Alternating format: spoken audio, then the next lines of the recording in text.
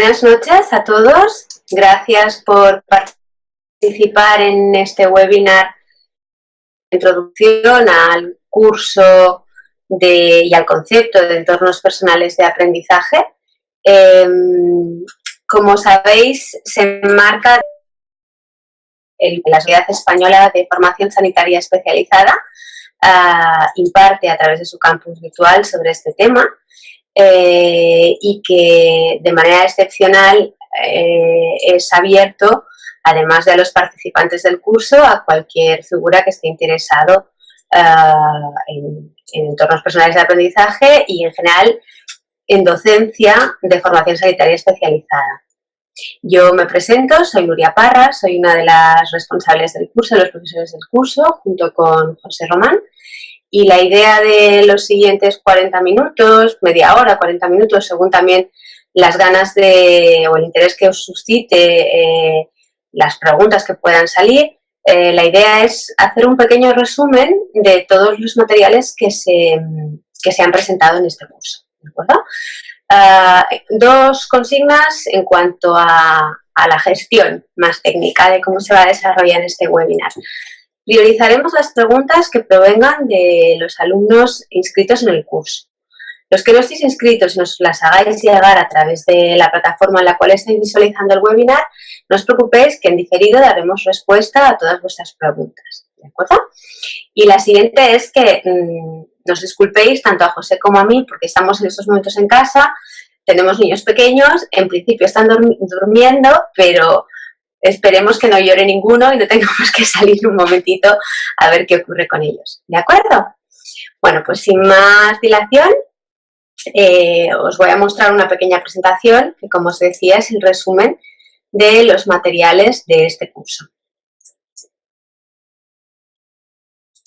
¿De qué va esto?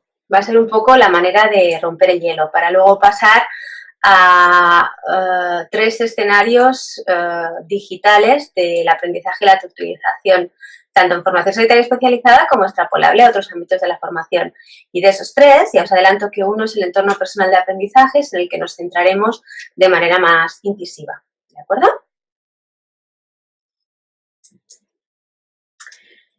¿Está todo inventado o podemos innovar en transmitimos nuestros conocimientos a los residentes, ahora ya poniéndonos en el rol de tutor, colaborador docente o jefe de estudios? Las figuras clásicas de Ben, que seguro que habéis visto todas, la de tener un tutor en estas, ¿no? Experiencia docente, que tenga formación en ética, que no descuide su formación continuada, que además tenga formación en metodología docente y que en cuanto a las funciones, pues bueno, se dedique además de atender pues a promocionar investigación, a evaluación, en definitiva, un superhéroe. Cuando os preguntaba si podemos innovar, en realidad no se trata de añadir más carga o competencias especialmente diferentes a las que ya tiene el perfil del tutor o más faena, sino hacer lo mismo, pero de manera que nos simplifique o que nos haga más eficiente nuestras funciones, nuestros perfiles, o sea, y en el fondo vuelva más eficiente el perfil que ya tenemos. Entonces, ¿cómo podemos conseguirlo?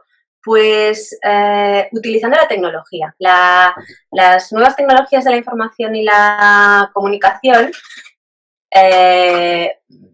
deberían dotarnos de una capa de competencia digital docente que en el fondo esto es la regla de las 4 Cs, o sea, porque lo que nos permiten estas herramientas es compartir, crear, colaborar, conversar.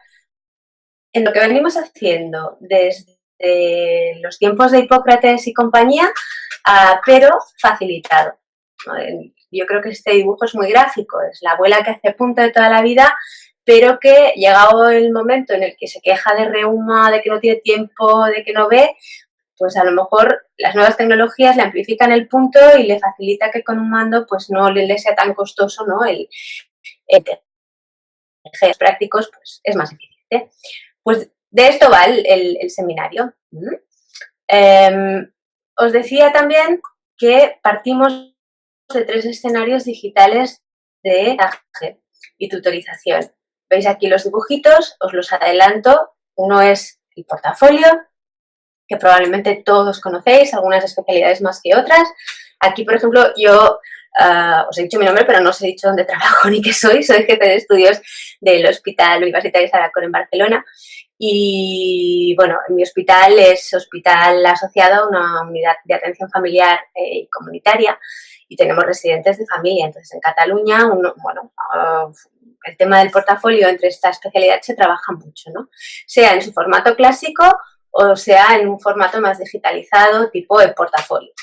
El segundo escenario, que sería el PLE, lo dejamos para más adelante, nos lleva, bueno, al tercero, ¿no? Que es el sistema de vamos a enseñar a nuestros residentes o vamos a apuntarlos a cursos para que se formen en los programas de competencias transversales o programa de formación común, que tiene diferentes nombres, ¿no? En función de las comunidades.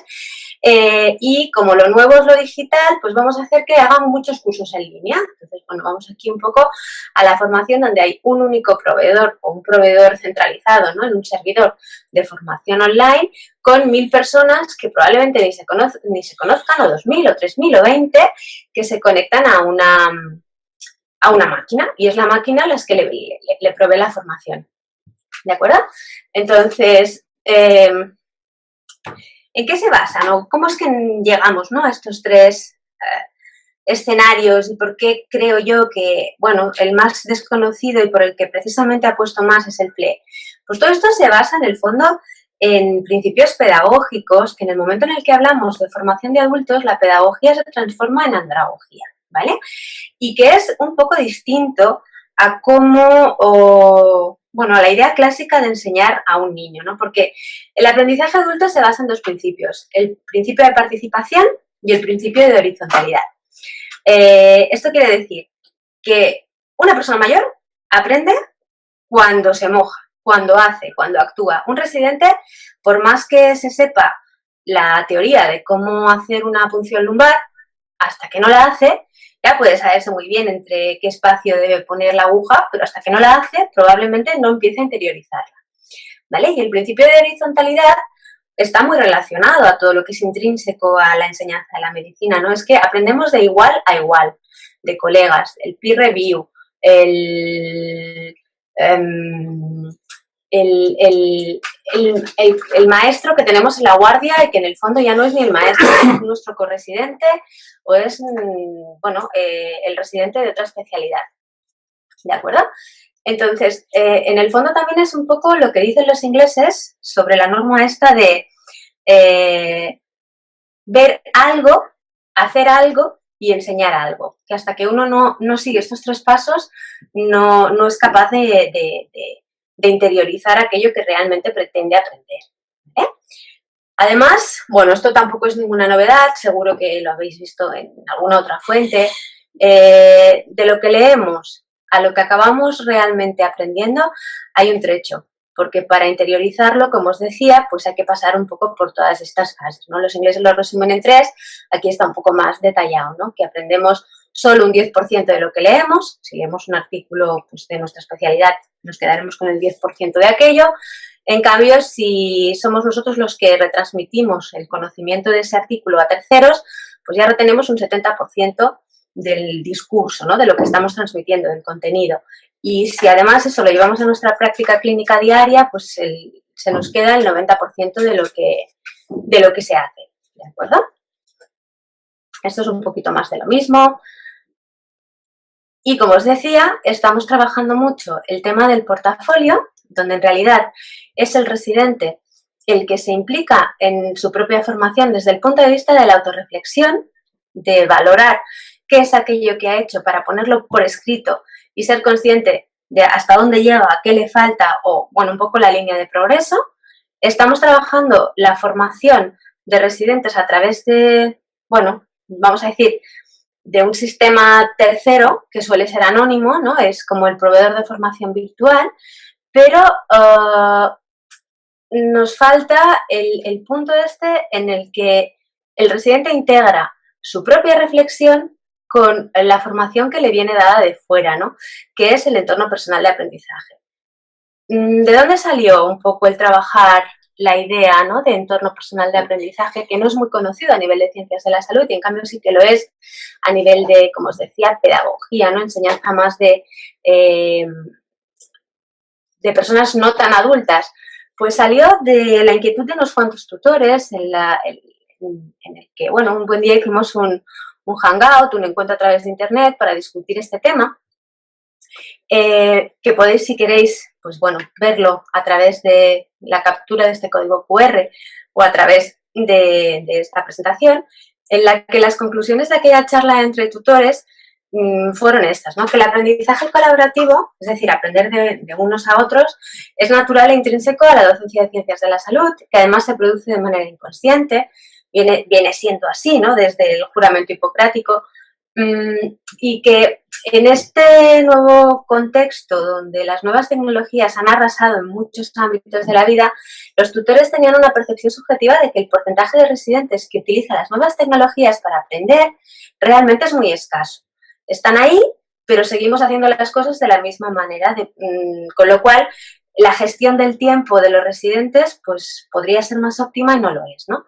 Entonces, si esto es así, ellos que en principio se supone que son nativos digitales o que ya han vivido con una integración de estas nuevas tecnologías para sus esferas de ocio o para, bueno, otros ámbitos de su vida no profesionales, si no las utilizan, ¿quién debe incitarles, ¿no?, a que las utilicen? Entonces, bueno, el tutor, ¿no?, es lo que os decía, es otra de las cosas que en principio se ven como impuestas al perfil del tutor y a las funciones que éste desarrolla. Y aparece un poco el concepto de que el tutor, en lugar de ser analfabeto digital, debe ser alfabeto digital y debe participar como mentor en el proceso de construcción de los entornos personales del residente, ¿no? En realidad, el tutor, esto no es nuevo, no debe limitarse a enseñar a que un residente aprenda a lo largo de toda su vida, ¿no? Es aquello del aprender a aprender. Una vez que los residentes finalizan la residencia, este soporte, esta malla que hay detrás, la pierden. Si no se espabilan por sus propios medios, no va a haber nadie detrás que le vaya diciendo que tiene que, pues eso, mantener su formación continuada para no perder la competencia clínica, ¿no? Entramos en el meollo. ¿Qué es entonces un entorno personal de aprendizaje? Porque lo he nombrado varias veces, pero no os he dicho, ¿no?, lo que es. Hay tantas definiciones de entornos personales de aprendizaje como personas en el mundo. Porque en realidad esta definición, que es una de las más sencillas y de las que más me gusta, no deja de ser un conjunto de herramientas, fuentes de información, conexiones y actividades que cada persona utiliza de forma asidua para aprender. Aquí, como ves, no aparece la palabra digital, ni lo 2.0, ni la competencia digital docente por ningún sitio.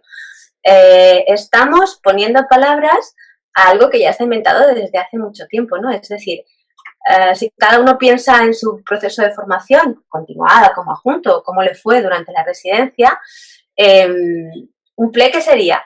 Tus QRs, los médicos con los que hayas podido, compañeros, enfermeras, otros especialistas con los que hayas podido convivir, ¿no?, durante la residencia, de los cuales has aprendido. Lógicamente el tutor suele tener un papel destacado.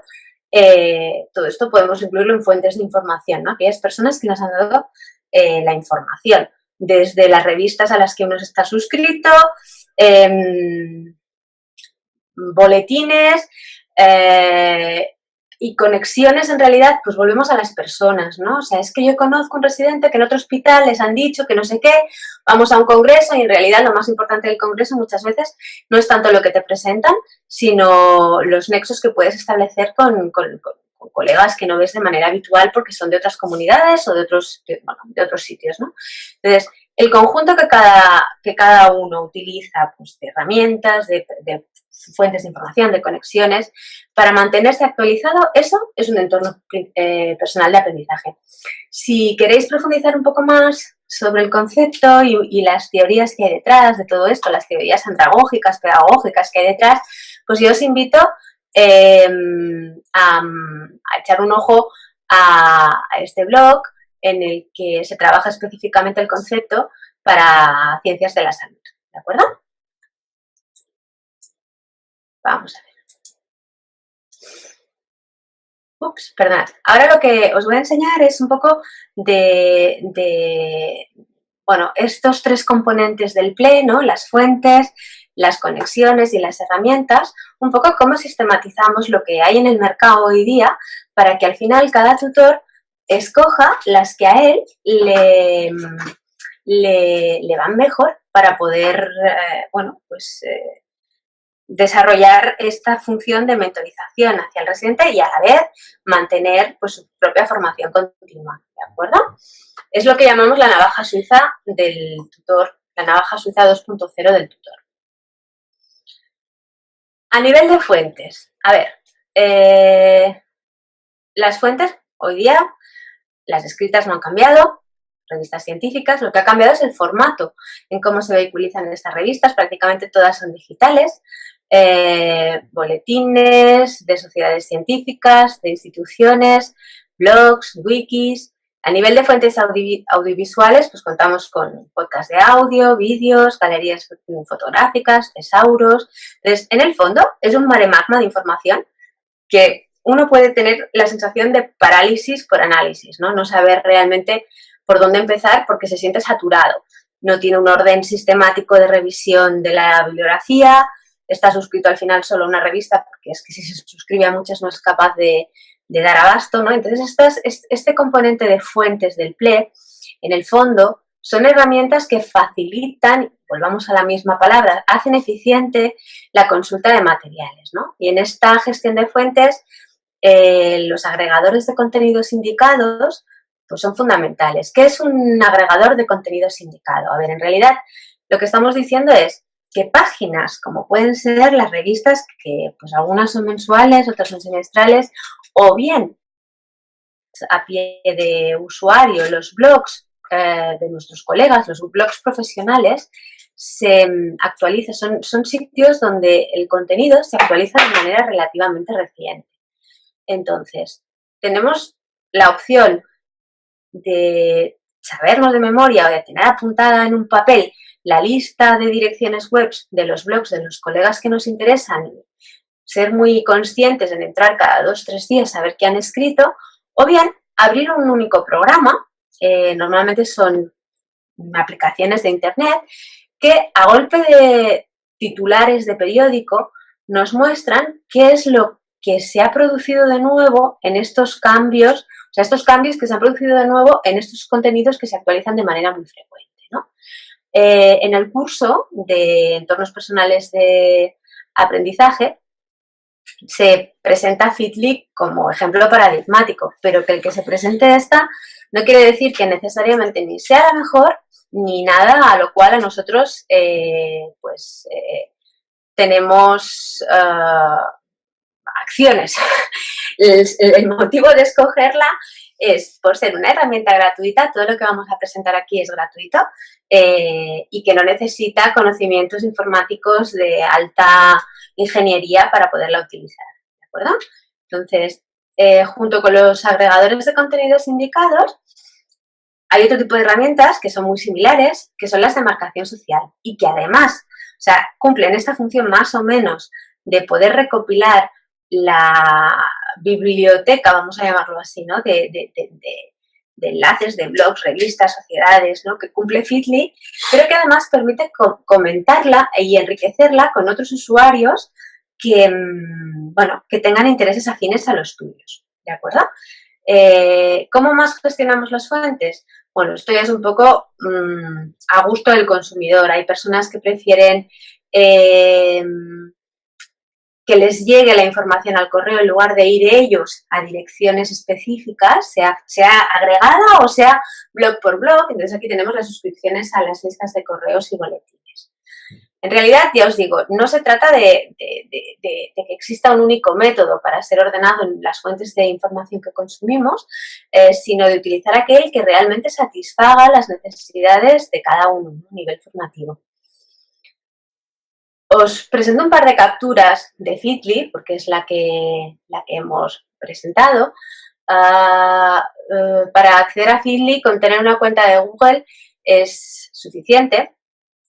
Y más o menos el aspecto de la aplicación es este, es una página muy sencilla donde a través de un menú vertical se pueden incorporar, como os digo, direcciones que consultéis de manera frecuente. ¿Vale? Yo os pongo aquí, nada, un ejemplo de cosas, por ejemplo, que yo consulto que puedan estar relacionadas con formación sanitaria especializada. Estos blogs son, como os digo, de consulta gratuita y, pues bueno, con una cadencia relativamente alta, pues actualizan sus contenidos. Para quien lo desee o, bueno, quieran meterse un poquito más con esta aplicación, aquí os dejo las direcciones de unos tutoriales alojados en YouTube que dependen también del blog este que os comentaba al principio, donde se explica pues cómo añadir contenido y sobre todo cómo consumirlo, ¿no? Cómo desde dispositivos móviles, como puede ser el teléfono, el smartphone o las tabletas, cómo consumirlos, ¿no? Cómo hacer esta lectura de contenidos agregados. Ahora, recapitulo un momentito hacia atrás. Hemos visto esta parte de fuentes. Ahora vamos a ver otro de los componentes del entorno personal de aprendizaje. Es herramientas, ¿no? O sea, nosotros ahora hemos leído, hemos consumido una información y ahora ¿qué hacemos con esa información? ¿Cómo la modificamos? Pues vamos a presentar esta manera de trabajar en colaboración que nos permite enriquecer el contenido que del que nos hemos nutrido, ¿de acuerdo? Entonces, a nivel de herramientas, las clasificaciones pues van un poco al gusto. A mí me es útil organizar las herramientas en estos tres tipos, ¿no? Herramientas que sirven para almacenar el contenido en la nube, es decir, yo, pues imaginaros que estoy haciendo una línea de investigación en tromboembolismo pulmonar y con los adjuntos de mi servicio, pues estamos investigando, no sé, la epidemiología del tromboembolismo pulmonar en personas ancianas. Y cada uno, pues, ha encontrado unos artículos bibliográficos a través de la fuente que sea. No los queremos perder porque los queremos revisar. ¿Qué hacemos con ello, no? Antiguamente, cuando yo era residente, pues se hacían fotocopias y se repartían a los adjuntos del equipo y, bueno, y cada uno pues allí tenía su colección en diferentes carpetas que al final ocupaban más que el espacio disponible para almacenarlas. Pues ahora existen sistemas que permiten tener este espacio de alojamiento virtual, ¿no? O sea, desde Google, permiten muchas más cosas estas que os menciono aquí, ¿no? Pero que una de sus funciones pues podrían ser estas, ¿no? Almacenar información. Evernote, Dropbox, Google Drive. Además de estas de almacenar, hay un paso más allá, que son los servicios de curación de contenidos, ¿no? El nombre es un poco divertido, un poco curioso, y en el fondo lo que está diciendo es, somos herramientas que hacemos metaanálisis de la información, ¿no? Al cabo del día se publican, no sabría deciros, pero una burrada de posts o de entradas en blogs, vamos a centrarnos solo en profesionales, ¿no? Y es más que probable que muchos de ellos coincidan sobre el tema, con opiniones muy diversas. Hay quien dice que a favor de la vacuna de la meningitis B y hay quien dice que ni verla la vacuna de la meningitis B, ¿no? Con sus argumentaciones, sus referencias bibliográficas determinadas.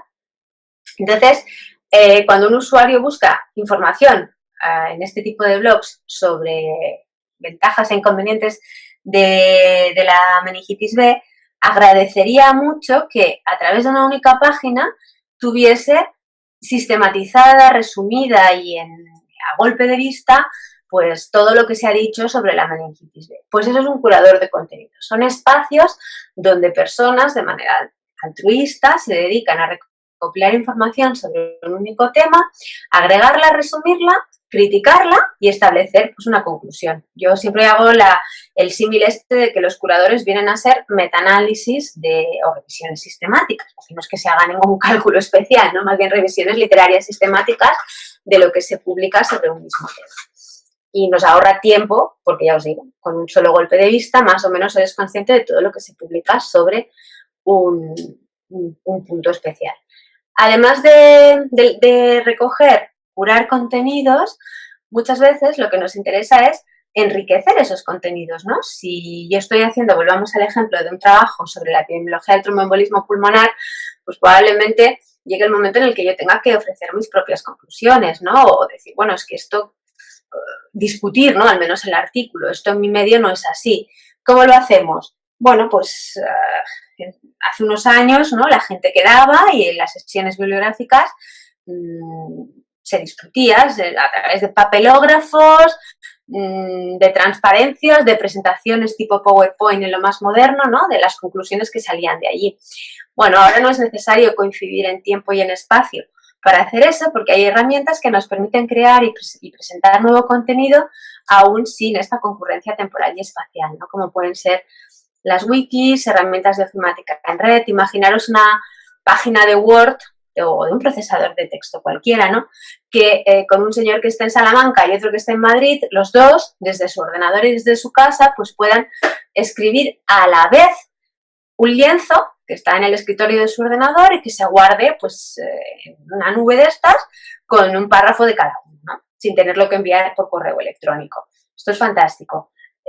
Una de las herramientas que mejor, a mi criterio, recoge esta funcionalidad, pues es Google Drive con sus diferentes aplicaciones de hoja de cálculo, de procesador de texto, de presentaciones.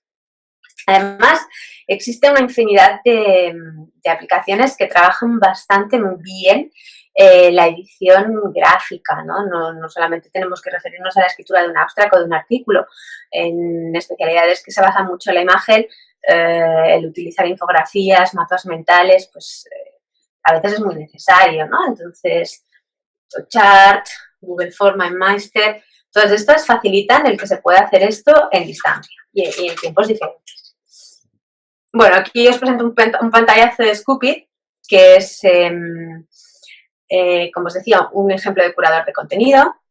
Podéis echar un vistazo a través de la captura de este código QR o escribiendo la dirección.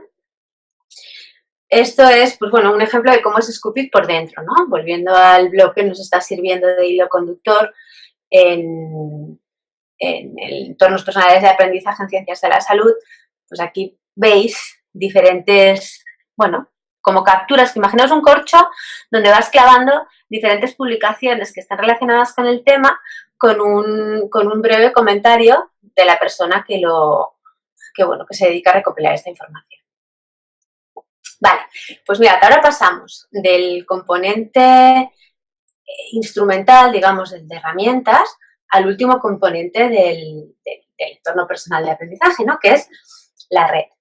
Empezamos nutriéndonos de información, fuentes, pasamos a cómo modificamos estas fuentes y una vez que ya hemos, pues volvamos al ejemplo de elaborado el abstract o el nuevo artículo o, no sé, la guía clínica de nuestro servicio sobre un tema, ¿no? ¿Qué hacemos con ello? ¿Nos lo quedamos para nosotros o lo compartimos? Pues bueno, pues se puede llevar a un congreso, se puede publicar, se puede compartir con compañeros de otro hospital, se puede compartir la sociedad científica. Bueno, pues esto, el PLN, son las siglas de Red Personal de Aprendizaje, ¿no? ¿Qué contenidos, a qué herramientas tenemos para saber qué tenemos que compartir y dónde lo tenemos que compartir, ¿no? Nuestra red personal de aprendizaje. Vamos a ver. ¿De qué manera, no, podemos compartir el contenido? Pues a través de redes sociales generalistas, no hace falta que sean profesionales. Hoy día Facebook está plagado de páginas de sociedades científicas, de hospitales, de unidades docentes, hay muchísimas, ¿no? Pues quien dice Facebook dice Google+, es un ejemplo muy parecido de lo que puede hacer Facebook en muy parecido a lo que puede hacer Facebook. Microblogging, el ejemplo más paradigmático es Twitter, de hecho hay mucha gente que lo incorpora a lo que sería una red social generalista, el matiz es, bueno, es mínimo. Redes sociales profesionales como LinkedIn, Ninx son comunidades de prácticas, viene a ser un entorno que facilita el agregar a personas que tienen interés sobre un mismo tema y que trabajan utilizando a través de una sola plataforma, desde redes sociales, wikis, fuentes de información.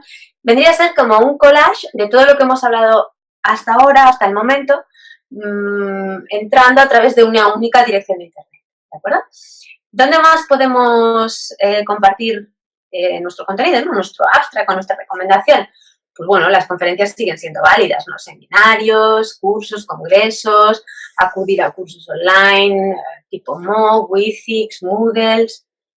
Entonces, a ver, yo aquí no se trata de hacer una clase sobre redes sociales, sino deciros pues, que muchas veces las herramientas generalistas, microblogging en este caso, se consideran que poco pueden, o sea, es como decir, bueno, ocio, ¿no? Solo el famoseo utiliza el Twitter para decir si se ha peleado con no sé quién o si se ha divorciado de no sé cuántos. Bueno, pues, no sé, plantear un poco una reflexión sobre los usos de Twitter en docencia. ¿Para qué puede servir? Pues puede servir para difundir artículos, difusión de noticias, opinión, eventos en el sentido de sesiones clínicas que se pueden organizar en vuestros centros, congresos, cursos. Es una red de networking, ¿por qué no? Porque muchas veces, pues lo que os decía, te pone en contacto a un señor de Salamanca con otro de Madrid, ¿no? Que son de la misma especialidad y que no se han visto nunca, pero en cambio tienen opiniones, bueno, o similares o divergentes, pero que se pueden contrastar a través de este medio, ¿no? Debate, formación. Pensad que una de las cosas que facilita o que, bueno, que es a veces una ventaja y a veces es un inconveniente, ¿no? Depende de lo impulsivo que sea uno. Es la inmediatez de la información. Twitter es inmediato, ¿no? Acordaros, no sé, hace un par de años había un anuncio en el que perseguían a un protagonista que había filmado un acto, digamos, delictivo, ¿no? Y le rompían el móvil. Entonces, el eslogan que quedaba era, bueno, me habrá roto el móvil, pero yo ya lo habré enviado, ¿no? El mundo ya sabrá un poco lo que ocurre. Entonces, el tener información de primera mano de descubrimientos, de avances, de conclusiones, ¿no? En nuestro ámbito clínico, sin tener que esperar a que llegue el congreso anual o bianual de la especialidad, pues es una maravilla, es tener la información en el bolsillo. Y digo en el bolsillo porque estas herramientas, por más que las podamos consultar desde un ordenador de sobremesa, prácticamente todo el mundo lleva un smartphone en el bolsillo, ¿no? Y estas herramientas están adaptadas a aplicaciones que podemos tener en el teléfono, ¿no? Entonces, bueno, nos sirve para enterarnos de noticias del mundo, pero también de ámbito profesional, ¿vale? Entonces, algunos ejemplos que se pueden llegar a nivel de usos de Twitter en docencia que podemos encontrar, ¿no? Parece mentira, pero se pueden hacer cursos a través de Twitter. Un ejemplo es este de microbiología. Es un primer curso online de microbiología que organiza la SEMI, la Sociedad Española de Medicina Interna, la Sociedad Española de Microbiología, y que lo que emitía era una información muy centrada en 140 caracteres sobre temas preestablecidos a través de Twitter. Entonces, en un día y en una hora específica, siguiendo esta etiqueta, que era MicroMock, podías, informarte a modo de, como os comento, titulares, acompañados de su enlace a su artículo de referencia o a su imagen, en caso de que fuesen imágenes microbiológicas, pues sobre un portafolio de temas que cubría pues bastante bien el ABC, ¿no? De lo que, la sociedad quería dar a conocer sobre la microbiología básica, ¿no? Twitter muchas veces la gente no entra porque ya os digo que suena como seguir al famoso para saber si se divorcia o no se divorcia, ¿no? Entonces yo me planteo qué puedo hacer para conocer colegas de mi especialidad y por dónde empiezo, ¿no? Porque entro allí, aparecía el huevo aquel del avatar y a partir de ahí pues me pierdo, ¿no? No sé por dónde empezar. Pues yo os recomiendo que quien tenga ese problema eche un vistazo a esta página, a Wikisanidad, donde hay unas recomendaciones precisamente de perfiles que se consideran, o popes, podemos llamarlo así, o personas muy influyentes, ¿no? en los ámbitos respectivos. Podéis hacer la búsqueda por especialidad, entonces cuando entráis en ellas, pues os dice el perfil, o sea, el nombre de usuario de la persona a la que podéis localizar dentro de esta red social para seguirla, ¿no? Y sencillamente con hacer seguir os van entrando pues las publicaciones de estas personas. Es una buena manera de empezar. ¿Qué más se puede hacer con Twitter? Bueno, pues con Twitter se puede seguir un congreso sin necesidad de ir, ¿no? Ya hace años que, bueno, sobre todo los urólogos empezaron con estos temas. De hecho, hay bastantes publicaciones en revistas americanas de urología, ¿no? Sobre la utilidad del Twitter en eventos, ¿no? Es aquello de la literatura gris. Muchas veces es más interesante lo que se cuece en el auditorio o el comentario en plan de oreja a oreja, ¿no? De dos personas que están sentadas que critican o que hacen preguntas que después no son públicas a los ponentes de la mesa, y ahí hay mucha ciencia, ¿no? También. ¿Qué ocurre ahora? Pues que todo el mundo, como lleva su teléfono en el bolsillo, esto que antes le decía al compañero, puede seguir diciéndole al compañero que se sienta al lado, ¿no? Lo tuitea, expresa su opinión a través de las redes sociales. Y como os comento, hay como dos debates paralelos o dos contenidos paralelos dentro de una mesa redonda. Lo que está diciendo ese señor, que al cabo de poco estará publicado en la red con los resúmenes, las actas y lo que sea, y lo que los conferenciantes aportan para enriquecer lo que está diciendo ese señor, ¿no? Entonces, bueno, aquí tenéis también una dirección donde hay unas conclusiones a este tema, ¿no? Al respecto de este tema. Comunidades de prácticas que ya han salido. Se hablaba de los NINCs como concepto genérico, pero a nivel de ciencias de la salud, pues bueno, en Neomed tenemos un ejemplo, ¿no? Es como una comunidad de prácticas donde la gente se registra de manera gratuita y es una manera de plantear tus dudas clínicas y que otras personas, pues que bueno, puedan tener experiencia o un poco este espíritu altruista, ¿no? De contribuir, aportan su granito de arena al problema que tú tienes, ¿no? Y a fin de cuentas acaba siendo pues como un recopilatorio online de casos clínicos que se han trabajado pues por personas que probablemente no se hayan visto en su vida. Formación online, aquí ya entramos un poco en lo que os decía, en la línea entre lo que es un PLE, ¿no? Y lo que son los entornos de estos mediados por un proveedor de formación de terceros, ¿no? Que imparte desde un sitio anónimo información a muchos. Portales donde obtener formación a través de este sistema en docencia y ciencias de la salud. Bueno, pues los que habéis empezado el curso de la SEPSE es una experiencia muy pionera, pero en principio la SEPSE tiene intención de ir recopilando y de ir presentando materiales, ya sea en formato curso, ya sea en recopilatorios de información gratuita, los recopilatorios, lógicamente, sobre metodología en ciencias de la salud. Una dirección interesante. Otra puede ser esta. Yo os he dicho que todo lo que iba a presentar aquí era gratuito y lo es, pero bueno, sabéis que a veces el currículum sigue importando mucho a nivel de papeles, ¿no? Entonces, algunas de estas plataformas lo que hacen además es que por un precio módico convierten aquella formación que uno ha hecho a través de su comunidad de prácticas en una formación, digamos, validada. Es la misma formación, ya os digo, es solamente enséñeme el color de su dinero y le entrego un certificado donde dice que tiene tantos créditos, ¿no? Para que ustedes pues puedan hacer carrera profesional. Pues Pupilum es una de ellas, ¿de acuerdo? Miríada es otra, es un recopilatorio de MOOCs muy conocido de proveedores de formación españoles. Y Coursera es lo mismo, pero con proveedores de formación extranjeros, normalmente norteamericanos, pero bueno, también hay bastante del Reino Unido. Un ejemplo de lo que podéis encontrar en Miríada que pueda ser útil, ¿no? De cara a la docencia en ciencias de la salud. Bueno, pues este MOOC sobre enseñanza en consulta y medio hospitalario que realiza la Universidad de Navarra. Es cierto que está muy centrado a estudiantes del grado, de enfermería, de medicina, más que a formación sanitaria especializada. Pero, bueno, hay mucha cosa que es extrapolable a lo que puede ser la enseñanza o, bueno, en el fondo el aprendizaje o mentorización conjunta, ¿no? de tutor residente.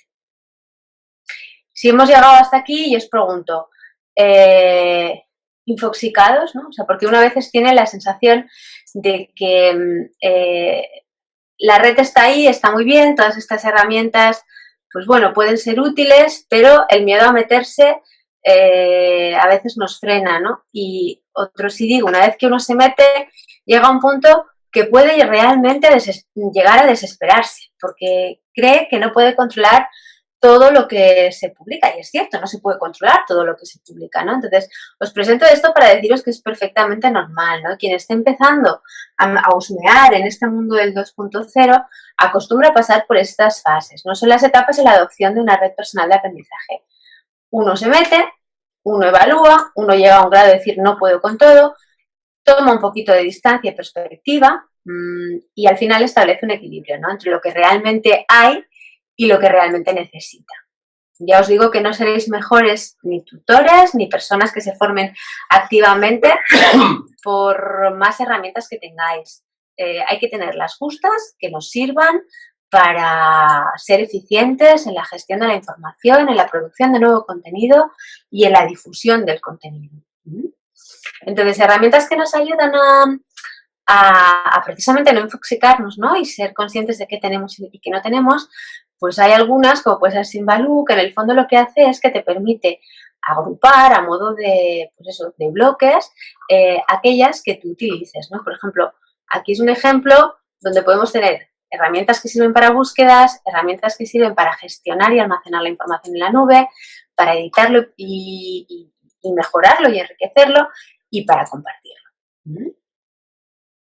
Entonces, ahora ya os digo, lo que queda es, retomando este comentario que hacíamos en cómo nació todo, ¿no? A raíz de la charla de unos tutores en los que decían, hombre, es que los residentes no parece que estén demasiado por esta labor, ¿no? Somos nosotros quien tenemos que enseñarles, ¿no? Que introducirlos en este mundo. Os presento los resultados de un estudio que hicimos ya hace pues, 2 o 3 años, en el que reflejamos la realidad, y digo realidad porque el estudio fue con una muestra representativa de todos los programas y de todas las especialidades vigentes en España en el año en el que se hizo el estudio, que si mal no recuerdo creo que fue el 2014, una cosa así. Lo que queríamos era cuantificar la proporción de residentes de estos programas que utilizan un PLE, ¿no? Y un poco, pues, analizar las variables que determinan el uso de los PLEs por parte de los residentes y caracterizar los componentes, ¿no? Estas 3 cosas que os decía de fuentes, herramientas y redes, pues, ¿qué utilizan, ¿no? Realmente los residentes, no para ocio, sino para formarse durante su propia residencia. Se hizo un estudio transversal, multicéntrico, con residentes de formación sanitaria especializada. Bueno, el cuestionario fue anónimo, online, y un poco el punto estrella eran las variables que cuestionaban el conocimiento y la opinión sobre entornos personales de aprendizaje. Y esos son los resultados. El estudio llegó a 389 residentes, con una media de edad de 30 años, pongámoslo en 30 años. La mayor parte de ellos de nacionalidad española y en su mayoría también MIRES, pero ya os digo que tuvimos representación de todos los programas. R2, aunque se hizo, ya os digo, a todos, R1, R2, un poco el porcentaje que nos respondió, y mujeres en su mayoría. Estas son las comunidades donde tuvimos más representación, y salvo las Islas Baleares y Extremadura, que no nos participó nadie, tuvimos representación de todas las comunidades autónomas. Bueno, pues la realidad es que solamente el 12% de los residentes sabían lo que era un PLE, lo que era un entorno personal de aprendizaje. Entonces, a estos les preguntamos de manera más incisiva cómo habían conocido el concepto, si creían, o sea, si creían que los PLEs, que los entornos personales de aprendizaje, el tener uno organizado podía ser útil en su formación, y si ellos realmente lo utilizaban, ¿no? Y los resultados son estos.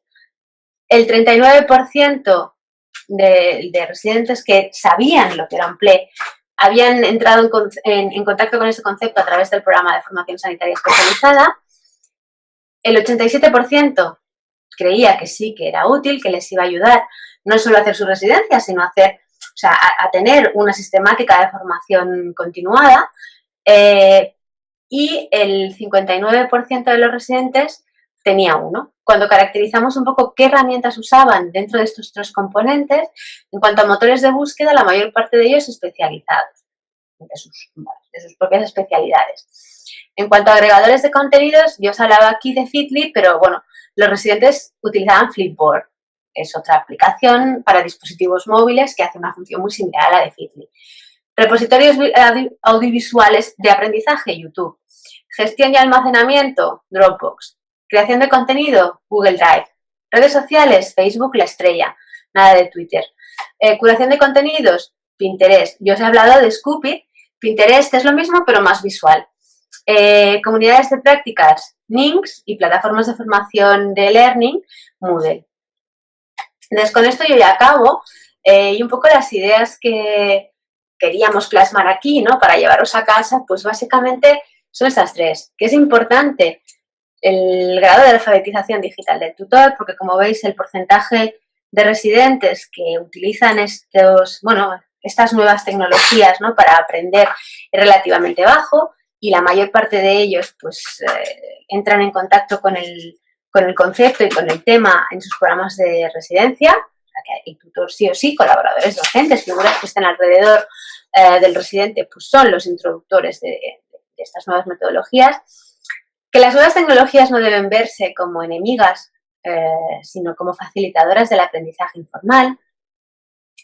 Y un poco, no olvidemos que el rol del tutor es de enseñar a aprender, ¿no? Que en realidad sí que podemos enseñarle la especialidad hasta donde nosotros pues más o menos pues, podemos, pero si no los dotamos de una buena base para que ellos sean autónomos una vez que acabe la residencia, en continuar nutriéndose y aprendiendo, pues no sé yo hasta qué punto les hacemos un favor, ¿no? En realidad, la gracia está en formar un residente del que puedas estar orgulloso porque al final dices, es que vuela solo, ¿no? Y no solo eso, sino que me enseña a mí. Y un poquito, pues, la idea era esta. Ahora, si queréis, pues podéis formular preguntas a través del chat. Y bueno, tenemos unos 5 o 10 minutillos para poder seguir la discusión.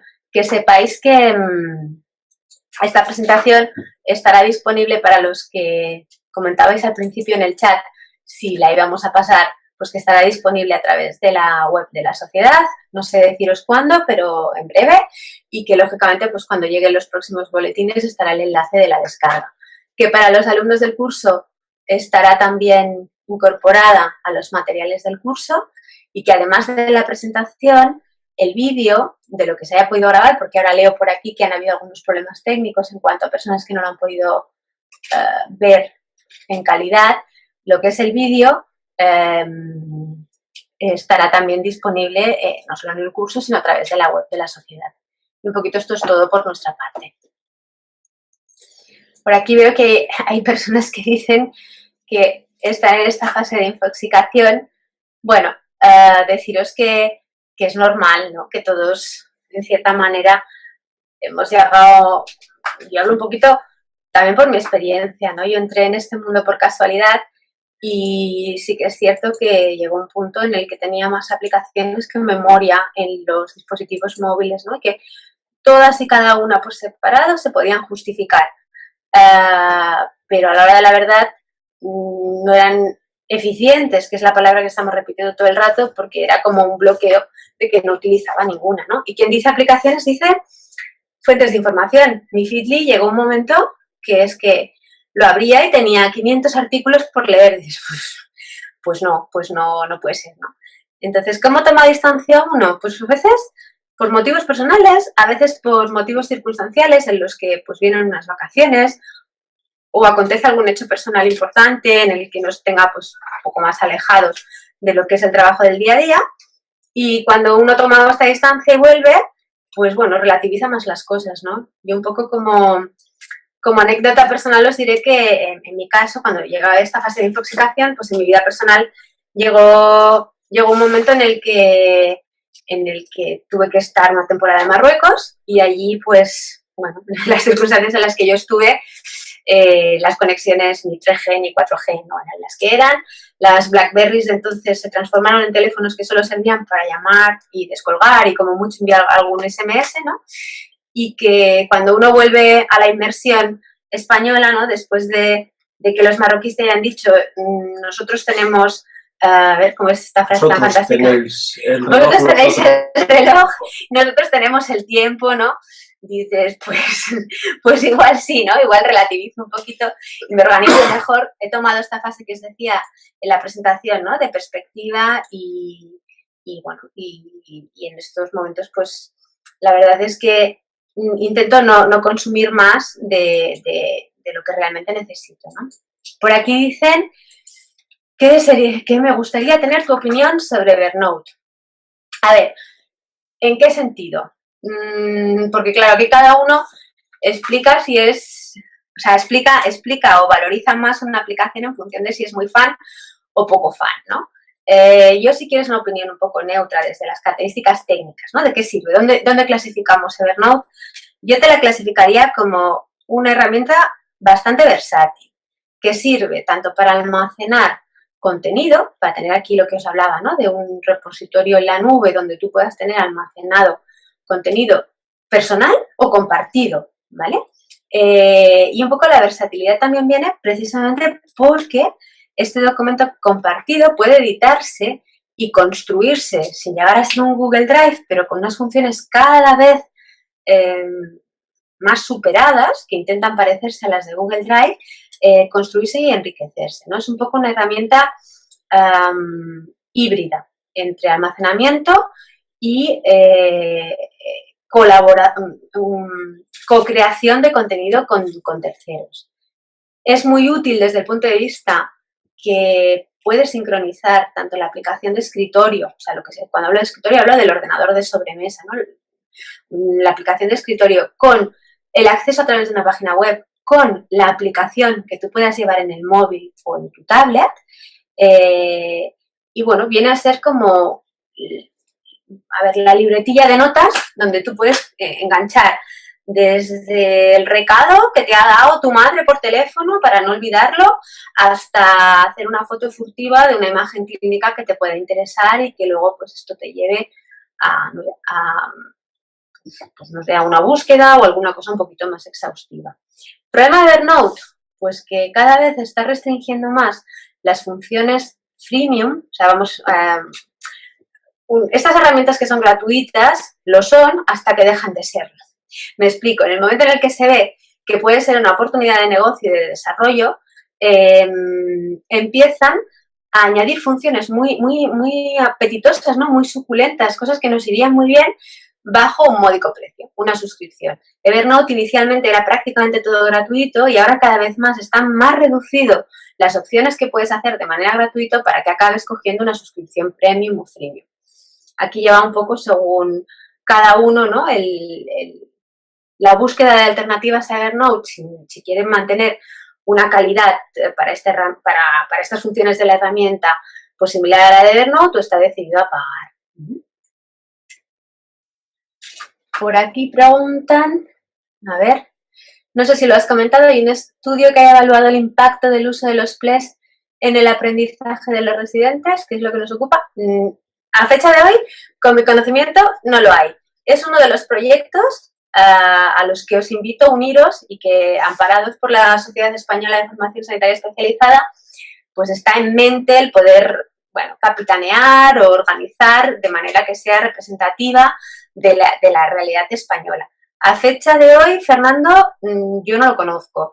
Ya te digo, y un paso previo es el reproducir lo que os he explicado de los residentes a nivel de los tutores, porque sí que os he dicho que todo esto nació de una discusión casi de estar por casa y en pijama, ¿no? Con tutores que tenían inquietudes similares a través de Internet.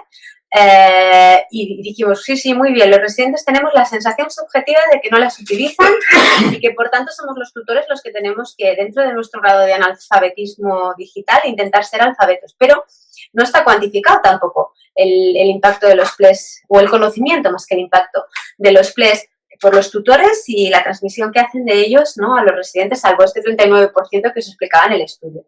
Entonces, faena, y quien quiera, encantados de investigar, porque realmente, particularmente, es un tema que me interesa mucho. Los nativos, antes de llegar a la luna, no nos infoxicamos. Las neuronas se nos colapsan antes.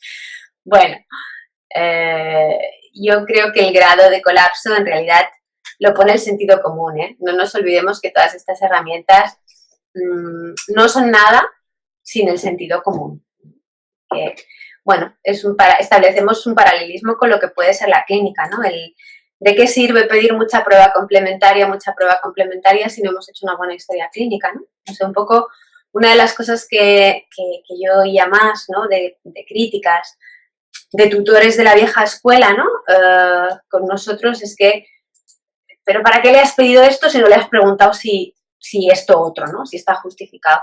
Y estamos en lo mismo, o sea, tenemos muchas herramientas en la clínica para poder hacer diagnósticos brillantes, pero si no hay un sentido común que lo guíe, no vamos a ningún sitio. A ver, me gustaría saber un poco más sobre los wikis y cuál es su lugar en la formación del residente. Bueno, a ver, yo creo que los wikis no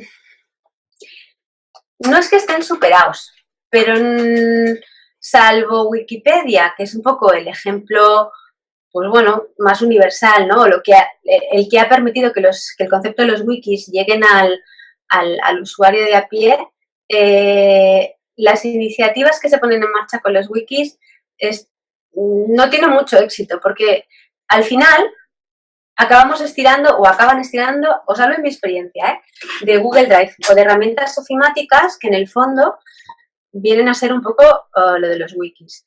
Para quien no conozca el concepto de wiki, wiki significa rápido, ¿no? En hawaiano. Y lo que es un lienzo a través de una dirección de internet donde normalmente, o sea, está configurado o pensado para tratamiento de texto, en el que se pueden pues escribir de manera colaborativa concurriendo personas conectadas desde espacios diferentes y no siempre de manera sincrónica, es decir, yo puedo escribir un párrafo hoy y mañana, pues Pablo, que es quien hace la pregunta, puede escribir otro párrafo y modificarme el mío, de manera que al final podemos escribir un libro a 1000 manos, ¿no? Y además este lienzo, como os comento, guarda las versiones de las modificaciones. Esto, dicho así resumido, es más o menos lo que a fecha de hoy te permite hacer Google Drive. En sus inicios no era tan completo como una wiki, por eso se tiraba más de las wikis, ¿no? ¿Qué se puede hacer con una wiki a nivel de residentes? Pues normalmente, a ver, la experiencia que yo tengo, sobre todo es para la redacción de casos que van a presentar, abstracts, borradores de artículos, vías clínicas, guías, protocolos. Otra cosa que un poco, a ver, va relacionado con el tema, sí y no, ¿no? Los blogs. Los blogs son bastante más apetitosos o más conocidos para los residentes que las wikis. Es verdad que una entrada de un blog no puede ser escrita de manera colaborativa por todos los residentes, pero sí que permiten normalmente hacer comentarios. Entonces, sobre un texto inicial, los comentarios enriquecen o pueden llegar a modificar la entrada inicial. A ver, leí por aquí pregunta que en mi época de residente el portafolio era en papel. ¿Hay alguna plataforma digital actual? Pues sí. O sea, ahora los residentes de familia aquí en Cataluña, a través del IES, que vendría a ser, bueno, la competencia delegada de formación sanitaria especializada en esta comunidad, ha puesto a disposición de los residentes de familia una plataforma digital que hace las funciones del portafolio y que esta plataforma está participada o diseñada por la Sociedad Catalana de Atención Familiar y Comunitaria. A ver, por aquí Miguel dice, a día de hoy las plataformas online que ofrecen los grados universitarios para los trabajos expanden cada día. Pues sí, es cierto. Yo soy estudiante universitaria de nuevo y lo confirmo. Yo también, creo que es Miguel MG, debe ser Miguel Guerrero. Yo lo confirmo. Yo, además de internista, soy estudiante del grado de comunicación. Estoy a punto de acabar en la UOC.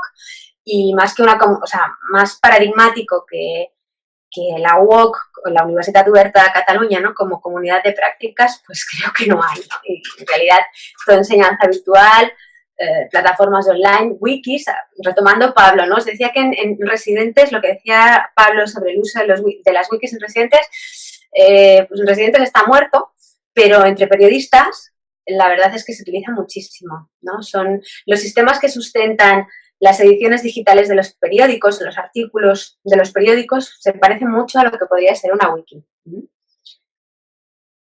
Pues sí, wikis a punta pala, sí, yo estoy en presencial, sí, es cierto. Es cierto. A nivel de universidades se utiliza muchísimo. Bueno, pues no sé si me dejo alguna pregunta o alguna aportación más. A ver, para intentar crear una plataforma educativa de contenidos para residentes, donde juntar tutoriales, artículos, ejercicios, ¿cuáles serían las herramientas más adecuadas? A ver, no hay una única herramienta que lo haga todo. Esto también después va a gustos.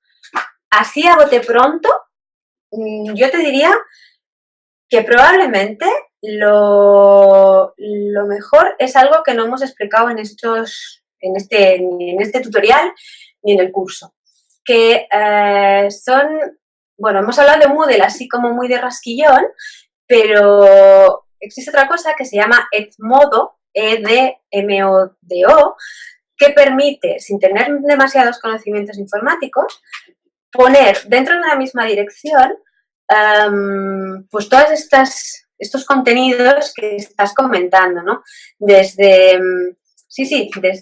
blogs, wikis, podcasts, artículos físicos, o sea, PDFs, ¿no? Que tú quieras subir allá, ejercicios donde puedas evaluar la competencia de tu residente, por ejemplo, no sé, a ver, un ejemplo muy tonto, ¿no? Que tú quieres que lean un artículo y luego pues quieres hacer más preguntas a modo como de examen, que pueden ser de ABC o de texto abierto. Pues estas plataformas, que son plataformas de transmisión de conocimientos, de e-learning, la más probablemente conocida es Moodle, pero Moodle necesita un cierto grado de conocimiento técnico, ¿no? Para poderla llevar, y si el tutor además tiene que ser informático, pues apaga y vámonos. Y hay otras alternativas, como puede ser Edmodo, que es bastante intuitiva, que te permite hacer esto que estás comentando, ¿no? La idea del curso de entornos personales de aprendizaje, que algunos habéis realizado, es ir ofreciendo niveles. Edmodo y gestión de Moodle están previstos para un nivel 2 o 3. Edmodo nivel 2 y Moodle nivel 3. Entonces, bueno, ya os digo que os hablo de esta porque me parece que es la más sencilla de cara a poder utilizarla como tutor sin tener demasiados conocimientos técnicos de programación, ¿no? Y hablamos de código. Y podrías tener todo allí. Tienes wiki, tienes incluso, le dices blog, wiki, podcast, tienes hasta experiencias de chat grupales, ¿no? Para que los residentes que trabajan en un tema determinado puedan juntarse ahí y hablar, ¿no? Nosotros en el hospital donde yo estoy utilizamos Moodle para todo el tema de la gestión más administrativa de la docencia, ¿no? Donde tenemos pues desde las encuestas de satisfacción, que no dejan de ser pues encuestas, el tema de la gestión de las guardias, calendarios y demás, incidencias, quejas, pues un poco centralizadas a través de estas plataformas. ¿Vale? Bueno. Y ahora, pues, no sé.